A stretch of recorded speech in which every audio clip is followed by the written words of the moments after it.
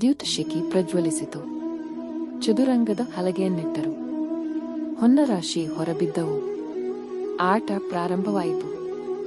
ಕೌರವನ ಪಣಕ್ಕೆ ಪ್ರತಿಯಾಗಿ ಧರ್ಮರಾಜನು ರತ್ನಹಾರವನ್ನು ರತ್ನರಾಶಿಯನ್ನು ಒಡ್ಡಿದನು. ಅದೇನಾಶ್ಚರ್ಯ, ದಾಳ ಮಗುಚಿ ಬಿತ್ತು. ಧರ್ಮರಾಯ ಸೋತು ಕೌರವರಾಯ ಗೆಲಿದನು. ಧರ್ಮಜನು ಪುನಃ 2,000 ತನ್ನ ರಥಗಳನ್ನು 18,000 ಅಶ್ವಗಳನ್ನೊಡ್ಡಿದನು. ಬಂಗಾರದ ಸಾರಿಗಳನ್ನು ಕುಲುಕಿಸಿ ಹಾಕಿದಾಗ ಪಾಂಡುಪುತ್ರನಿಗೆ ಅಪಜಯವಾದುದನ್ನು ಗಮನಿಸಿ ಶಕುನಿಯು ಬೊಬ್ಬಿರಿದನು. ದೈವದ ಅನುಗ್ರಹ ನಮಗಿದೆ. ಜೂಜಿನ ಭೀತಿಯಿಂದ ನೀನು ಕಳವಳಿಸಬೇಡ. ಇನ್ನೇನು ಮುಂದಿನ ಪಂಥ ಎಂದು ಸವಾಲೊಡ್ಡಿದಾಗ ಯಮಜನು 1000 ಆನೆಗಳನ್ನು ಪಣವಾಗಿಟ್ಟನು. ಅದು ಶಕುನಿಯ ಪಾಲಾಯಿತು.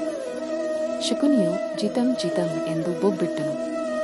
ಯಾರೇ ಆಗಲಿ ಜೂಜಿನಲ್ಲಿ ಮನಸ್ಸು ನಿರತವಾದರೆ ಹಿಂದು ಮುಂದು ಆಲೋಚಿಸುವುದಿಲ್ಲ. ತಾನೊಮ್ಮೆ ಗೆಲ್ಲಬೇಕೆಂಬ ಒಂದೇ ಒಂದು ಆಸೆಯ ಸರಪಣಿಯನ್ನು ಹಿಡಿದುಕೊಂಡು ನೇತಾಡುತ್ತಾನೆ. ಆತನಿಗೆ ಪ್ರಪಾತಕ್ಕೆ ಬೀಳುವ ಅರಿವಾಗುವುದಿಲ್ಲ. ಧರ್ಮರಾಯನು ರಾಣಿವಾಸದ ಸಖಿಯರನ್ನು ರಾಜಭವನದ ನಾರಿಯರನ್ನು ಒತ್ತೆಯಾಗಿಟ್ಟನು. ಅದರಲ್ಲಿಯೂ ಸೋಲು ಪ್ರಾಪ್ತಿಯಾಯಿತು. ಜನಮೇಜಯ ಏನನ್ನು ಹೇಳಲಿ? ಧರ್ಮರಾಯನ ಅದೃಷ್ಟಕ್ಕೆ ದೈವ ಸೊಪ್ಪು ಹಾಕಿತು. 10,000 ಮಾನಿನಿಯರನ್ನು ಪಣವಾಗಿಟ್ಟನು. ಜಯವಾಗಲಿಲ್ಲ. ಇನ್ನೊಮ್ಮೆ ಸುವರ್ಣ ನಾಣ್ಯಗಳಿರುವ ಭಂಡಾರವನ್ನು ಒತ್ತೆಯಾಗಿಟ್ಟನು.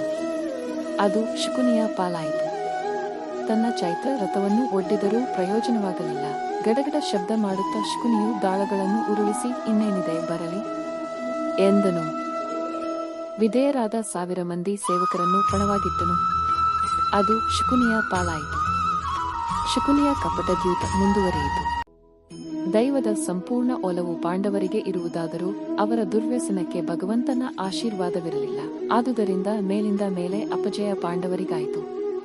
ಅಷ್ಟೈಶ್ವರ್ಯ ಚದುರಂಗ ಬಲವನ್ನು ಕಳೆದುಕೊಂಡಿರುವುದರಿಂದ ಧರ್ಮನಂದನನ ಚಿತ್ತದಲ್ಲಿ ಕಳವಳ ಆವರಿಸಿತು.